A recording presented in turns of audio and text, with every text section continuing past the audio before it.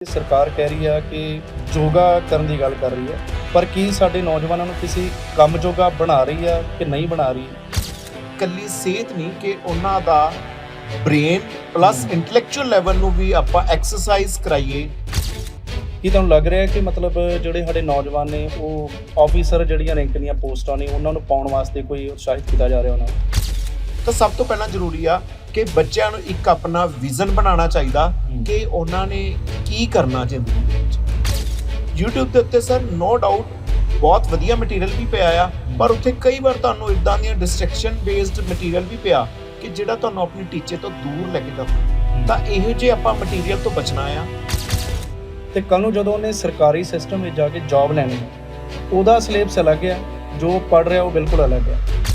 7th 8th 9th 10th 11th 12th ਇਹਦੀ NCERTs ਦੇ go through ਹੋ ਜਾਣਾ ਚਾਹੀਦਾ। ਤਾਂ ਕਿਤੇ ਨਾ ਕਿਤੇ ਚਾਹੇ ਤੁਸੀਂ ਜਿਹੜੇ ਮਰਜ਼ੀ ਗ੍ਰੈਜੂਏਸ਼ਨ ਬੇਸਡ ਹੋਵੋ ਤਾਂ ਕਿਤੇ ਨਾ ਕਿਤੇ ਤੁਸੀਂ ਪੇਪਰ ਦੇ ਨੇੜੇ ਤੇੜੇ ਹੋ ਜਾਂਦੇ ਹੋ। ਜਿਵੇਂ NCERT ਕਿਤਾਬਾਂ ਤੁਸੀਂ ਦੱਸਿਆ, ਉੱਥੋਂ ਤੱਕ ਵੀ ਪਹੁੰਚਣ ਵਾਸਤੇ ਆਪਾਂ ਦੇਖਦੇ ਹਾਂ ਕਿ ਬੱਚੇ ਉਸ ਤਰ੍ਹਾਂ ਦਾ ਇੰਟੈਲੈਕਟ ਜਿਹੜਾ ਉਹ ਡਿਵੈਲਪ ਨਹੀਂ ਕਰ ਪਾਉਂਦੇ, ਤੇ ਆਪਾਂ ਉਹਨਾਂ ਨੂੰ ਕਿਵੇਂ ਅਵੇਅਰ ਕਰ ਸਕਦੇ ਹਾਂ?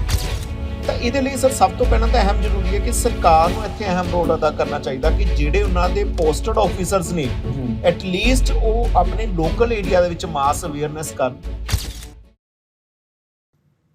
ਸਤਿ ਸ਼੍ਰੀ ਅਕਾਲ ਜੀ, ਮਾਤਾ ਗੁਜਰੀ ਕਾਲਜ ਦਾ YouTube ਚੈਨਲ ਦੇਖ ਰਹੇ ਸਾਰੇ ਦਰਸ਼ਕਾਂ ਦਾ ਮੈਂ ਦਿਲਾਰ ਸਿੰਘ ਸਵਾਗਤ ਕਰਦਾ ਹਾਂ। ਪੰਜਾਬ ਸਰਕਾਰ ਵੱਲੋਂ ਦਾਅਵਾ ਕੀਤਾ ਜਾ ਰਿਹਾ ਕਿ ਪੰਜਾਬ ਦਾ ਸਿਸਟਮ ਅਜਿਹਾ ਬਣਾ ਦਿੱਤਾ ਜਾਵੇਗਾ ਕਿ ਵਿਦੇਸ਼ ਤੋਂ ਲੋਕੀ ਆ ਕੇ ਇੱਥੇ ਕੰਮ ਕਰਨਗੇ। ਜੋ ਸਾਡੇ ਪੰਜਾਬੀ ਵਿਦੇਸ਼ਾਂ ਵਿੱਚ ਜਾ ਕੇ ਵਸੇ ਨੇ, ਇਸ ਸਿਸਟਮ ਤੋਂ ਨਿਰਾਸ਼ ਹੋ ਕੇ ਜਾ ਕੇ ਉੱਥੇ ਵਸੇ ਨੇ, ਪੰਜਾਬ ਸਰਕਾਰ ਦਾ ਦਾਅਵਾ ਕਿ ਉਹ ਸਿਸਟਮ ਪੰਜਾਬ ਦੇ ਵਿੱਚ ਅਜਿਹਾ ਬਣਾ ਦੇਣਗੇ ਕਿ ਜਿਹੜੇ ਇੱਥੋਂ ਗਏ ਨੇ ਦੁਬਾਰਾ ਇੱਥੇ ਆਣ ਕੇ ਜਿਹੜਾ ਕੰਮ ਕਰਨਗੇ। ਪਰ ਕੀ ਇਹ ਦਾਅਵੇ ਸਿਰਫ ਰਾਜਨੀਤਿਕ ਜੁਮਲੇ ਨੇ ਜਾਂ ਹਕੀਕਤ ਵਿੱਚ ਵੀ ਇਹ ਸਭ ਕੁਝ ਪੋਸੀਬਲ ਹੋਏਗਾ? ਇਹ ਸਮਾਂ ਹੀ ਤੈਅ ਕਰੇਗਾ। ਇਸ ਤੋਂ ਇਲਾਵਾ ਹੋਰ ਵੀ ਪੰਜਾਬ ਸਰਕਾਰ ਵੱਲੋਂ ਕਈ ਤਰ੍ਹਾਂ ਦੇ ਦਾਅਵੇ ਕੀਤੇ ਜਾ ਰਹੇ ਆ ਕਿ ਬੱਚਿਆਂ ਨੂੰ ਜਿਹੜਾ ਆਪਾਂ ਜਿਹੜੀ ਸਾਡੀ ਬਦਲਾਵ ਦੀ ਜਿਹੜੀ ਆਪਾਂ ਗੱਲ ਕੀਤੀ, ਜਦੋਂ ਰਾਜਨੀਤਿਕ ਮਾਹੌਲ ਹੀ ਤੇ ਹੁਣ ਜਿਹੜਾ ਮਾਹੌਲ ਚੱਲ ਰਿਹਾ ਤੇ ਉਹ ਬਦਲਣ ਵਾਸਤੇ ਜਿਹੜਾ ਸਾਰੀ ਉਹ ਕੋਸ਼ਿਸ਼ਾਂ ਕਰਨਗੇ। ਇਸੇ ਬਾਬਤ ਗੱਲ ਕਰਨ ਵਾਸਤੇ ਸਾਡੇ ਨਾਲ ਜੁੜੇ ਨੇ ਮਾਤਾ ਗੁਜਰੀ ਕਾਲਜ ਦੇ ਮੈਨੇਜਮੈਂਟ ਡਿਪਾਰਟਮੈਂਟ ਤੋਂ ਡਾਕਟਰ ਕਰਮਪਾਲ ਸਰ। ਸਰ, ਤੁਹਾਡਾ ਸਾਡੇ ਸਟੂਡੀਓ ਦੇ ਵਿੱਚ ਬਹੁਤ ਬਹੁਤ ਸਵਾਗਤ ਹੈ ਜੀ। ਧੰਨਵਾਦ ਜੀ, ਸਤਿ ਸ਼੍ਰੀ ਅਕਾਲ ਸਾਰੇ ਦਰਸ਼ਕਾਂ ਨੂੰ। ਤੇ ਸਰ, ਪਹਿਲਾ ਸਵਾਲ ਇਹੀ ਆ ਕਿ ਸਰਕਾਰ ਕਹਿ ਰਹੀ ਆ ਕਿ ਯੋਗਾ ਕਰਨ ਦੀ ਗੱਲ ਕਰ ਰਹੀ ਹੈ, ਪਰ ਕੀ ਸਾਡੇ ਨੌਜਵਾਨਾਂ ਨੂੰ ਕਿਸੇ ਕੰਮ ਜੋਗਾ ਬਣਾ ਰਹੀ ਆ ਕਿ ਨਹੀਂ ਬਣਾ ਰਹੀ? ਇਸ ਬਾਰੇ ਤੁਹਾਡੇ ਕੀ ਵਿਚਾਰ ਨੇ? ਸਭ ਤੋਂ ਪਹਿਲਾਂ ਤਾਂ ਮੈਂ ਤੁਹਾਡਾ ਜਿਹੜਾ ਸਟਾਰਟਿੰਗ ਦੇ ਵਿੱਚ ਇੰਟਰੋਡਕਸ਼ਨ ਸੀ ਕਿ ਪੰਜਾਬ ਸਰਕਾਰ ਇੱਕ ਦੂਰਅੰਦੇਸ਼ੀ ਵੱਲ ਸੋਚ ਰਹੀ ਆ। ਤਾਂ ਸਭ ਤੋਂ ਪਹਿਲਾਂ ਤਾਂ ਕਿਸੇ ਵੀ ਜੇ ਆਪਾਂ ਹਿਸਟਰੀ ਦੇ ਵਿੱਚ ਦੇਖਦੇ ਹਾਂ ਕਿ ਕਿਸੇ ਵੀ ਦੇਸ਼ ਜਾਂ ਕਿਸੇ ਵੀ ਸਟੇਟ ਨੂੰ ਅੱਗੇ ਲੈ ਕੇ ਜਾਣ ਦੇ ਲਈ ਸਭ ਨਾਲੋਂ ਪਹਿਲਾਂ ਅਹਿਮ ਜ਼ਰੂਰੀ ਹੁੰਦਾ ਆ ਕਿ ਉੱਥੋਂ ਦੀ ਜਿਹੜੀ ਲੀਡਰਸ਼ਿਪ ਆ ਉਹਨਾਂ ਦਾ ਵਿਜ਼ਨਰੀ ਹੋਣਾ, ਕਿ ਉਹਨਾਂ ਦਾ ਕੋਈ ਵਿਜ਼ਨ ਸੈੱਟ ਕਰਨਾ for their youth as well as for the employment generation. ਤਾਂ ਜਿਹੜੀ ਦੂਜੀ ਗੱਲ ਤੁਸੀਂ ਗੱਲ ਕਰ ਰਹੇ ਹੋ ਕਿ ਪੰਜਾਬ ਸਰਕਾਰ ਦਾ ਰੀਸੈਂਟ ਸੀਗਾ ਕਿ ਤੁਸੀਂ ਉਹਨਾਂ ਨੇ 4 ਸਿਟੀ ਸਿਲੈਕਟ ਕੀਤੇ ਨੇ ਕਿ ਉਹਨਾਂ ਦੇ ਵਿੱਚ ਉਹ ਨੀਅਰ ਬਾਏ देयर ਹੋਮਸ ਕਿ ਕੋਈ ਪਾਰਕ ਹੋਵੇ, ਕੋਈ ਖਾਲੀ ਜਗ੍ਹਾ ਹੋਵੇ, ਜੇ ਉਹ 25 ਜਾਂ 25 ਤੋਂ ਵੱਧ ਨੇ ਤਾਂ ਉੱਥੇ ਉਹ ਯੋਗਾ ਇੰਸਟ੍ਰਕਟਰ ਭੇਜਣਗੇ। ਤਾਂ ਇਹ ਵੀ ਇੱਕ ਚਲੋ ਇੱਕ ਵਧੀਆ ਅਹਿਮ ਆਪਾਂ ਦੇਖ ਸਕਦੇ ਹਾਂ ਕਿ ਇੱਕ ਇਨੀਸ਼ੀਏਟਿਵ ਆ ਕਿ ਸਿਹਤ ਨੂੰ ਕਾਮਯਾਬ ਰੱਖਣ ਦੇ ਲਈ। ਪਰ ਉਸ ਤੋਂ ਵੀ ਜ਼ਿਆਦਾ ਜ਼ਰੂਰੀ ਆ ਕਿ ਇਕੱਲੀ ਸਿਹਤ ਨਹੀਂ ਕਿ ਉਹਨਾਂ ਦਾ ਬ੍ਰੇਨ ਪਲੱਸ ਇੰਟੈਲੈਕਚੁਅਲ ਲੈਵਲ ਨੂੰ ਵੀ ਆਪਾਂ ਐਕਸਰਸਾਈਜ਼ ਕਰਾਈਏ ਤਾਂ ਜੋ ਉਹਨਾਂ ਨੂੰ, ਕਿਉਂਕਿ ਬ੍ਰੇਨ ਦੀ ਜੇ ਆਪਾਂ ਐਕਸਰਸਾਈਜ਼ ਕਰਾਂਗੇ ਉਹ ਅਕੈਡਮਿਕ ਵੇ ਦੇ ਨਾਲ ਹੋਣੀ ਆ ਤਾਂ ਜੋ ਉਹ ਅਰਨਿੰਗ ਦੇ ਲਾਇਕ ਹੋ ਸਕਣ, ਤੇ ਜਦੋਂ ਉਹ ਕਮਾਉਣਗੇ ਵੀ ਤਾਂ ਸਿਹਤ ਦਾ ਧਿਆਨ ਵੀ ਨਾਲ ਹੀ ਰੱਖ ਪਾਉਣਗੇ। ਤੇ ਸਰ, ਸਭ ਤੋਂ ਵੱਡਾ ਸਵਾਲ ਇਹ ਆ ਕਿ ਇਸ ਸਮੇਂ ਜਿਹੜੀ ਸਾਡੀ ਨੌਜਵਾਨੀ ਆ, ਜਿਵੇਂ ਮੈਂ ਪਹਿਲਾਂ ਗੱਲਬਾਤ ਕੀਤੀ ਸੀ ਪਹਿਲੇ ਐਪੀਸੋਡ ਦੇ ਵਿੱਚ, ਕਿ ਜਿਹੜਾ ਉਹਨਾਂ ਨੂੰ ਕਿਸ ਤਰ੍ਹਾਂ ਪ੍ਰੇਰਿਆ ਜਾਏ IAS ਵੱਲ ਜਾਂ IPS ਵੱਲ। ਕੀ ਤੁਹਾਨੂੰ ਲੱਗ ਰਿਹਾ ਕਿ ਮਤਲਬ ਜਿਹੜੇ ਸਾਡੇ ਨੌਜਵਾਨ ਨੇ ਉਹ ਆਫੀਸਰ ਜਿਹੜੀਆਂ ਰੈਂਕ ਦੀਆਂ ਪੋਸਟਾਂ ਨੇ ਉਹਨਾਂ ਨੂੰ ਪਾਉਣ ਵਾਸਤੇ ਕੋਈ ਉਤਸ਼ਾਹਿਤ ਕੀਤਾ ਜਾ ਰਿਹਾ ਉਹਨਾਂ ਨੂੰ? ਜੇਕਰ ਆਪਾਂ ਗੱਲ ਕਰੀਏ ਕਿ ਸਭ ਤੋਂ ਪਹਿਲਾਂ ਜੇ ਆਪਾਂ ਕਰੀਏ ਤਿਆਰੀ ਕਿਵੇਂ ਕਰਨੀ ਆ, ਕਿਵੇਂ ਪਾਈਏ, ਤਾਂ ਸਭ ਨਾਲੋਂ ਪਹਿਲਾਂ ਬੱਚਿਆਂ ਦਾ ਇਹੀ ਕੁਐਸਚਨ ਹੁੰਦਾ ਕਿ ਸਿਰਫ ਤਿਆਰੀ ਕਿਵੇਂ ਕਰਨੀ ਆ। ਮੋਸਟ ਆਫ ਟਾਈਮ ਕੀ ਦੇਖਿਆ ਜਾਂਦਾ ਕਿ ਜਦੋਂ ਪਬਲਿਸ਼ ਹੋ ਜਾਂਦੀ ਹੈ ਐਡਵਰਟਾਈਜ਼ਮੈਂਟ ਕਿ ਇਹ ਜੌਬ ਆਈ ਆ ਤੇ ਇਹਦੇ ਲਈ ਐਲੀਜੀਬਿਲਟੀ ਆ ਤੇ ਏਦਾਂ ਰਿਟਨ ਟੈਸਟ ਹੋਣਾ, ਤਾਂ ਉਸ ਤੋਂ ਬਾਅਦ ਸਾਡਾ ਯੂਥ ਕੀ ਆ ਉਹ ਲੱਭਦਾ ਆ ਕਿ ਕੋਈ ਕੋਚਿੰਗ ਇੰਸਟੀਚਿਊਟ ਲੱਭੀਏ, ਕੋਈ ਇਹੋ ਜਿਹੀ ਉਹਨਾਂ ਨੂੰ ਸੰਸਥਾ ਮਿਲ ਜਾਏ ਜਿੱਥੋਂ ਉਹਨਾਂ ਨੂੰ ਪੇਪਰ ਲਾਈਕ ਕੁਐਸਚਨਸ ਮਿਲ ਜਾਣ ਕਿ ਜਿਹਦੇ ਚੋਂ ਹੀ ਉਹਨਾਂ ਨੂੰ ਪੇਪਰ ਮਿਲ ਜਾਵੇ।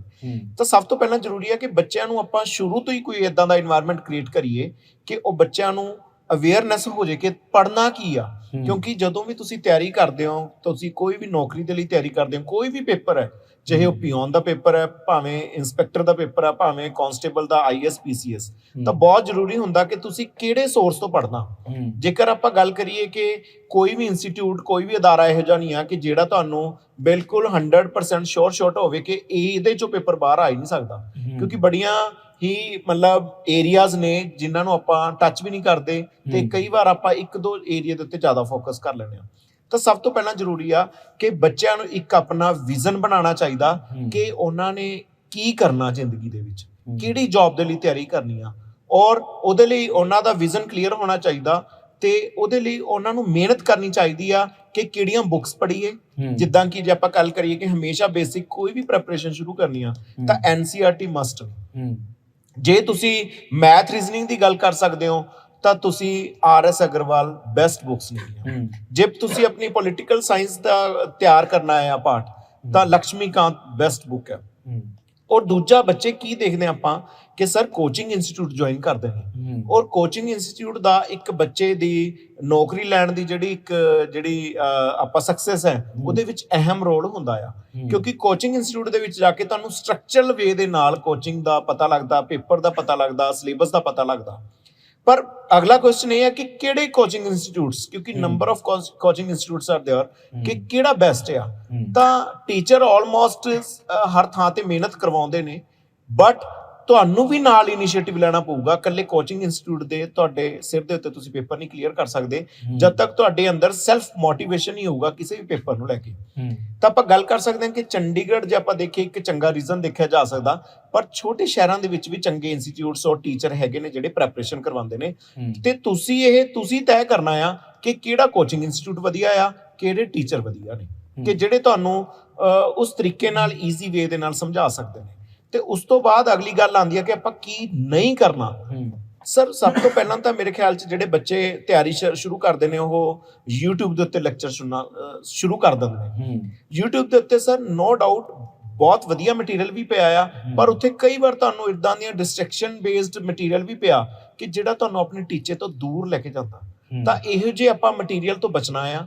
ਤੇ ਵਿਦਿਆਰਥੀਆਂ ਨੂੰ ਇਹ ਹੋਣਾ ਚਾਹੀਦਾ ਕਿ ਇਕੱਲੇ ਇੱਕ ਸਬਜੈਕਟ ਦੇ ਉੱਤੇ ਫੋਕਸ ਨਹੀਂ ਕਰਨਾ। ਤੁਸੀਂ ਕੋਈ ਕੋਚਿੰਗ ਇੰਸਟੀਚਿਊਟ ਜੁਆਇਨ ਕਰ ਸਕਦੇ ਹੋ ਤਾਂ ਬਹੁਤ ਬੈਟਰ ਆ ਕਿ ਤੁਸੀਂ ਉੱਥੇ ਜਿੱਤੇ ਨੋਟਸ ਪਲੱਸ ਕੋਈ ਵੀ ਇੱਕ ਰੈਫਰੈਂਸ ਬੁੱਕ ਨਾਲ ਉਹਦੇ ਨਾਲ ਕੋਆਰਡੀਨੇਟ ਕਰਕੇ ਤੁਸੀਂ ਆਪਣੇ ਮਕਸਦ ਨੂੰ ਹਾਸਲ ਕਰ ਸਕਦੇ ਹੋ। ਦੂਜਾ, YouTube ਦੇ ਉੱਤੇ ਜਾਂ Facebook ਦੇ ਉੱਤੇ ਇਦਾਂ ਦੇ ਕੁਐਸਚਨ ਦੇਖੇ ਜਾ ਸਕਦੇ ਨੇ ਕਿ ਇਹ ਲਾਸਟ ਈਅਰ ਆਈਐਸ ਦੇ ਵਿੱਚ ਕੁਐਸਚਨ ਸੀਗਾ, ਇਹ ਉਸ ਤੋਂ ਬਾਅਦ ਅਗਲੇ ਸਾਲ ਆਇਆ ਸੀ, ਇਹਨੂੰ ਹੱਲ ਕਰੋ ਜੀ। ਇਦਾਂ ਦਾ ਕੁਝ ਵੀ ਨਹੀਂ ਹੁੰਦਾ।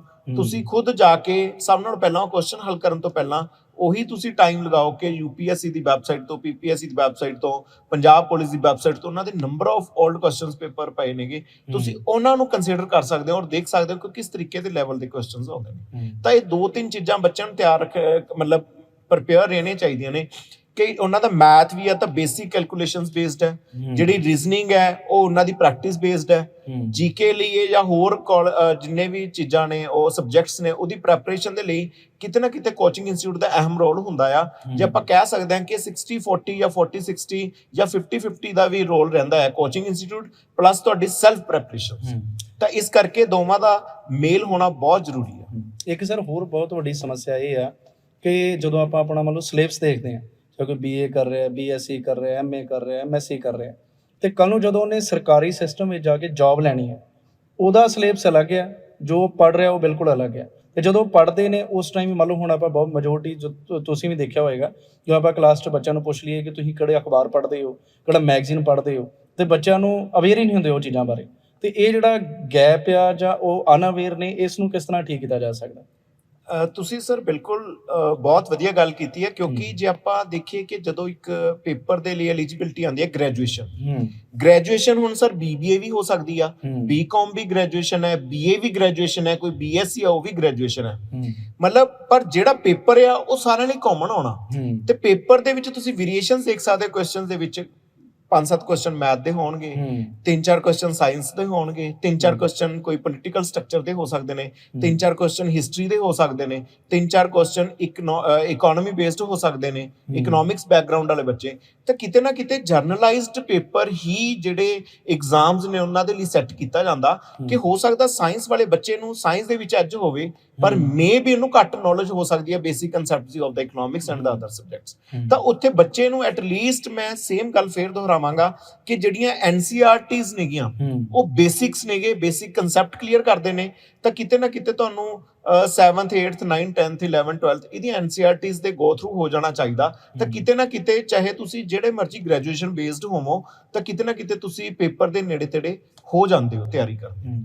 ਤੇ ਇੱਕ ਸਰ ਹੋਰ ਜਿਹੜੇ ਬਿਗਿਨਰਸ ਨੇ, ਜਿਹੜੇ ਸ਼ੁਰੂਆਤ ਨੇ, ਜਿਵੇਂ ਐਨਸੀਆਰਟੀ ਕਿਤਾਬਾਂ ਤੁਸੀਂ ਦੱਸਿਆ, ਉੱਥੋਂ ਤੱਕ ਵੀ ਪਹੁੰਚਣ ਵਾਸਤੇ ਆਪਾਂ ਦੇਖਦੇ ਹਾਂ ਕਿ ਬੱਚੇ ਉਸ ਤਰ੍ਹਾਂ ਦਾ ਇੰਟੈਲੈਕਟ ਜਿਹੜਾ ਉਹ ਡਿਵੈਲਪ ਨਹੀਂ ਕਰ ਪਾਉਂਦੇ, ਕਿਉਂਕਿ ਉਹ ਕਈ ਵਾਰੀ ਕਹਿ ਲਓ ਕਿ ਅਜਿਹੀਆਂ ਚੀਜ਼ਾਂ 'ਚ ਫਸ ਜਾਂਦੇ ਨੇ ਜਿਹੜੇ ਅਨਪ੍ਰੋਡਕਟਿਵ ਨੇ। ਉਹਨਾਂ ਨੂੰ ਪਤਾ ਨਹੀਂ ਲੱਗਦਾ ਕਿ ਪਾਵਰਫੁਲ ਪੋਜੀਸ਼ਨਸ ਇਹ ਨੇ, ਆਈਏਐਸ ਇਸ ਤਰ੍ਹਾਂ ਬਣਦਾ ਹੈ, ਆਈਪੀਐਸ ਇਸ ਤਰ੍ਹਾਂ ਬਣਦਾ ਹੈ। ਅਤੇ ਆਪਾਂ ਉਹਨਾਂ ਨੂੰ ਕਿਵੇਂ ਅਵੇਅਰ ਕਰ ਸਕਦੇ ਹਾਂ, ਖਾਸ ਕਰਕੇ ਜਿਹੜੇ ਰੂਰਲ ਬੈਕਗਰਾਊਂਡ ਦੇ ਨੇ, ਉਹਨਾਂ ਨੂੰ ਅਵੇਅਰ ਕਰ ਸਕਦੇ ਕਿ ਆ ਵੀ ਇੱਕ ਸਾਡੇ ਕੋਲ ਖੇਤਰ ਹੈਗਾ।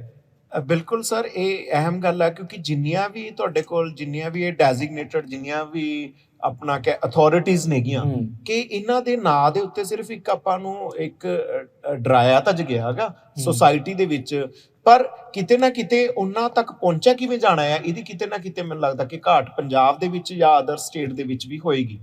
ਤਾਂ ਇਹਦੇ ਲਈ ਸਰ ਸਭ ਤੋਂ ਪਹਿਲਾਂ ਤਾਂ ਅਹਿਮ ਜ਼ਰੂਰੀ ਹੈ ਕਿ ਸਰਕਾਰ ਨੂੰ ਇੱਥੇ ਅਹਿਮ ਰੋਲ ਅਦਾ ਕਰਨਾ ਚਾਹੀਦਾ ਕਿ ਜਿਹੜੇ ਉਹਨਾਂ ਦੇ ਪੋਸਟਡ ਆਫੀਸਰਸ ਨੇ ਐਟਲੀਸਟ ਉਹ ਆਪਣੇ ਲੋਕਲ ਏਰੀਆ ਦੇ ਵਿੱਚ ਮਾਸ ਅਵੇਅਰਨੈਸ ਕਰਨ।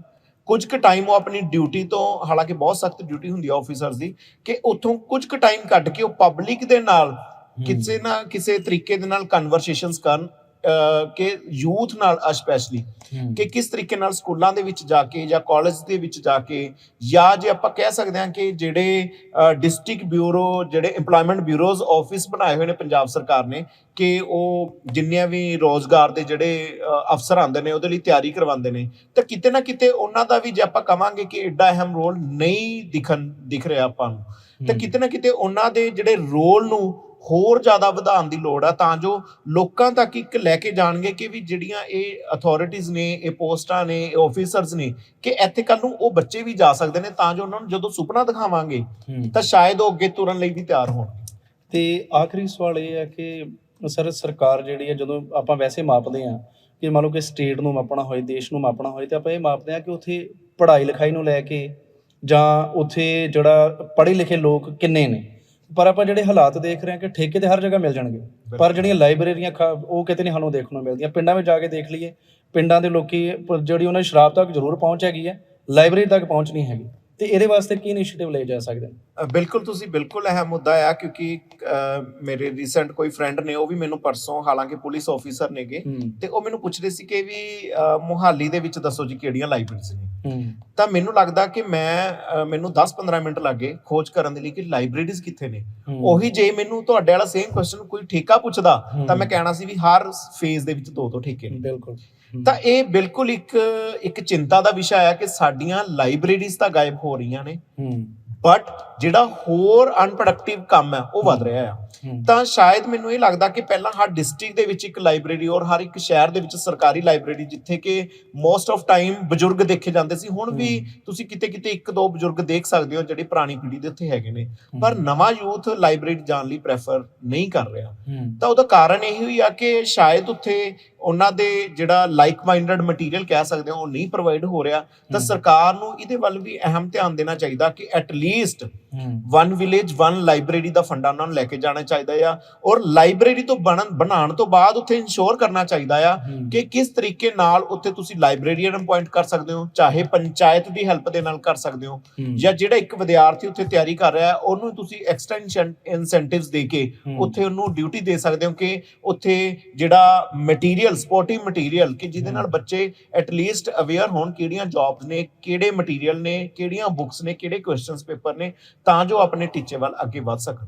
ਸਰ ਇਹਦੇ ਨਾਲ ਇੱਕ ਹੋਰ ਸਵਾਲ ਜੁੜ ਗਿਆ ਜੋ ਤੁਸੀਂ ਦੱਸ ਰਹੇ ਹੋ ਕਿ ਜਿਹੜੇ ਸਾਡੇ ਕੋਲ ਇੰਨੇ ਰਿਟਾਇਰਡ ਆਫੀਸਰਸ ਨੇ, ਬੜੇ ਇੰਟੈਲੈਕਚੁਅਲ ਨੇ, ਰਿਟਾਇਰਡ ਆਫੀਸਰਸ ਨੇ, ਸਾਡੇ ਸਮਾਜ ਦੇ ਬੜੇ ਵੱਡੇ ਬੁੱਧੀਜੀਵੀ ਨੇ, ਜਿਨ੍ਹਾਂ ਨੂੰ ਸਰਕਾਰ ਯੂਟੀਲਾਈਜ਼ ਕਰ ਸਕਦੀ ਹੈ।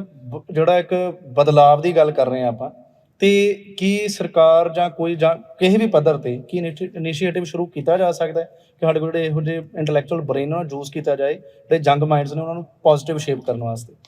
ਬਿਲਕੁਲ ਜੀ, ਇਹਦੇ ਲਈ ਬਿਲਕੁਲ ਸਰਕਾਰ ਨੂੰ ਕੋਈ ਪਾਲਿਸੀ ਤੈਅ ਕਰਨੀ ਚਾਹੀਦੀ ਹੈ, ਕਿਉਂਕਿ ਸਰਕਾਰ ਕੋਲ ਇਹ ਪਾਲਿਸੀ ਤਾਂ ਹੈਗੀ ਆ ਕਿ ਜਿਹੜੇ ਰਿਟਾਇਰਡ ਆਫੀਸਰਸ ਨੇ, ਰਿਟਾਇਰਡ ਜੱਜਿਸ ਨੇ ਆਪਣੇ, ਜਾਂ ਰਿਟਾਇਰਡ ਹੋਰ ਅਧਿਕਾਰੀ ਨੇ, ਕਿ ਉਹਨਾਂ ਨੂੰ ਦੁਬਾਰਾ ਰੀਇੰਪਲੋਇਮੈਂਟ ਤਾਂ ਕਰ ਲੈਂਦੇ ਆ, ਕਿਉਂਕਿ ਕਿਤੇ ਚੇਅਰਮੈਨ ਅਪਾਇੰਟ ਕਰ ਦਿੱਤਾ ਜਾਂ ਕੁਝ ਵੀ ਅਪਾਇੰਟ ਕਰਦੇ ਨੇ ਕਿ ਸਰਕਾਰ ਦੇ ਵਿੱਚ। ਪਰ ਕਿਤੇ ਨਾ ਕਿਤੇ ਸਾਨੂੰ ਇੱਕ ਪਾਲਿਸੀ ਲੈ ਕੇ ਆਉਣੀ ਚਾਹੀਦੀ ਹੈ ਐਟਲੀਸਟ, ਕਿ ਜਿਹੜੇ ਸਾਡੇ ਟੀਚਰ ਨੇ, ਅਧਿਆਪਕ ਨੇ, ਜਾਂ ਜਿਹੜੇ ਹੋਰ ਵੱਖਰੇ ਵੱਖਰੇ ਫੀਲਡਸ ਤੋਂ ਜਿਹੜੇ ਰਿਟਾਇਰ ਹੋ ਕੇ ਆਫੀਸਰਸ ਆਏ ਨੇ, ਕਿਉਂਕਿ ਸਰਕਾਰ ਉਹਨਾਂ ਨੂੰ ਪੈਨਸ਼ਨ ਦੇ ਰਹੀ ਆ, ਤਾਂ ਆਪਾਂ ਆਫਿਸ ਵਰਕ ਨਾ ਲੈਂਦੇ ਹੋਏ ਐਟਲੀਸਟ ਇਨਸ਼ੋਰ ਕਰ ਲਈਏ ਕਿ ਇੱਕ ਸਾਲ ਜਾਂ 2 ਸਾਲ ਉਹਨਾਂ ਦੀ ਆਫਟਰ ਸਰਵਿਸ ਉਹਨਾਂ ਦੇ ਨੀਅਰ ਟੂ ਹੋਮ ਹੀ ਆਪਾਂ ਉਹਨਾਂ ਨੂੰ ਕੋਈ ਨਾ ਕੋਈ ਇਹੋ ਜਿਹੀ ਐਕਟੀਵਿਟੀ ਦੇ ਵਿੱਚ ਇਨਵੋਲਵ ਕਰੀਏ, ਤਾਂ ਜੋ ਇੱਕ ਪਾਸੇ ਉਹ ਸਰਕਾਰ ਦੇ ਲਈ ਵੀ ਵਚਨਬੱਧ ਰਹਿਣਗੇ ਤੇ ਸਰਕਾਰ ਨੂੰ ਵੀ ਕੁਝ ਨਾ ਕੁਝ ਐਡ ਆਨ ਹੋਏਗਾ ਜਦੋਂ ਉਹਨਾਂ ਦੇ ਰਿਟਾਇਰਡ ਜਿਹੜੇ ਕਿ ਪੈਨਸ਼ਨ ਦੇ ਉੱਤੇ ਚਲੇ ਗਏ ਆਫੀਸਰ ਇੰਨੇ ਲੰਬੇ ਸਮੇਂ ਤੋਂ ਬਾਅਦ ਕੁਝ ਨਾ ਕੁਝ ਉਹ ਐਕਸਪੀਰੀਅੰਸ ਸ਼ੇਅਰ ਕਰ ਪਾਣਗੇ ਆਉਣ ਵਾਲੀ ਜਨਰੇਸ਼ਨ ਦੇ ਨਾਲ, ਤਾਂ ਜੋ ਉਹਨਾਂ ਨੂੰ ਵੀ ਆਪਾਂ ਇੱਕ ਅੱਗੇ ਲੈ ਕੇ ਜਾ ਸਕਦੇ ਹਾਂ, ਇੱਕ ਅਗਲੇ ਭਵਿੱਖ ਦੇ ਲਈ ਤਿਆਰ ਕਰ ਸਕਦੇ ਹਾਂ। ਸਰ, ਤੁਸੀਂ ਬਹੁਤ ਅਣਮੁੱਲੀ ਜਾਣਕਾਰੀ, ਡੂੰਘੀ ਜਾਣਕਾਰੀ ਸਾਡੇ ਨਾਲ ਸਾਂਝੀ ਕੀਤੀ। ਤੁਹਾਡਾ ਸਾਡੇ ਸਟੂਡੀਓ ਆਉਣ ਵਾਸਤੇ ਬਹੁਤ ਬਹੁਤ ਧੰਨਵਾਦ। ਧੰਨਵਾਦ। ਤੇ ਉਮੀਦ ਕਰਦੇ ਹਾਂ ਜਿਨ੍ਹਾਂ ਨੇ ਡਿਸਕਸ਼ਨ ਸੁਣੀ ਆ, ਤੇ ਇਸ ਤੋਂ ਪਹਿਲਾਂ ਵੀ ਜਿਹੜਾ ਇੱਕ ਐਪੀਸੋਡ ਆਪਾਂ ਇਸ ਬਾਰੇ ਕੀਤਾ ਹੈ ਕਿ ਕੰਪੀਟੀਸ਼ਨ ਐਗਜ਼ਾਮਸ ਦੀ ਤਿਆਰੀ ਕਿਵੇਂ ਕਰੀਏ, ਉਹ ਸੁਣਿਆ ਹੋਏਗਾ ਤੇ ਜ਼ਰੂਰ ਉਹ ਪ੍ਰੇਰੇ ਜਾਣਗੇ, ਜ਼ਰੂਰ ਉਹ ਮੋਟੀਵੇਸ਼ਨ ਲੈਣਗੇ ਕਿ ਉਹ ਕੰਪੀਟੀਸ਼ਨ ਐਗਜ਼ਾਮਸ 'ਚ ਜਾਣ, IAS ਬਣਨ, PCS 'ਚ ਪ੍ਰੀਖਿਆਵਾਂ ਜਿਹੜੀਆਂ ਉਹ ਦੇਣ, ਤੇ ਹੋਰ ਵੀ ਜੋ ਕੰਪੀਟੀਸ਼ਨ ਐਗਜ਼ਾਮਸ ਨੇ ਉਹਨਾਂ ਵਿੱਚ ਜਾਣ ਤੇ ਆਪਣਾ ਬਿਹਤਰ ਜਿਹੜਾ ਭਵਿੱਖ ਬਣਾਉਣ। ਤੇ ਆਪਾਂ ਫਿਰ ਤੁਹਾਡੇ ਨਾਲ ਇੱਕ ਨਵਾਂ ਵਿਸ਼ਾ ਲੈ ਕੇ ਜੁੜਾਂਗੇ। ਤਦ ਤੱਕ ਮਾਤਾ ਗੁਜਰੀ ਕਾਲਜ ਦੇ YouTube ਚੈਨਲ ਦੇ ਨਾਲ ਜੁੜੇ ਰਹੋ। ਧੰਨਵਾਦ।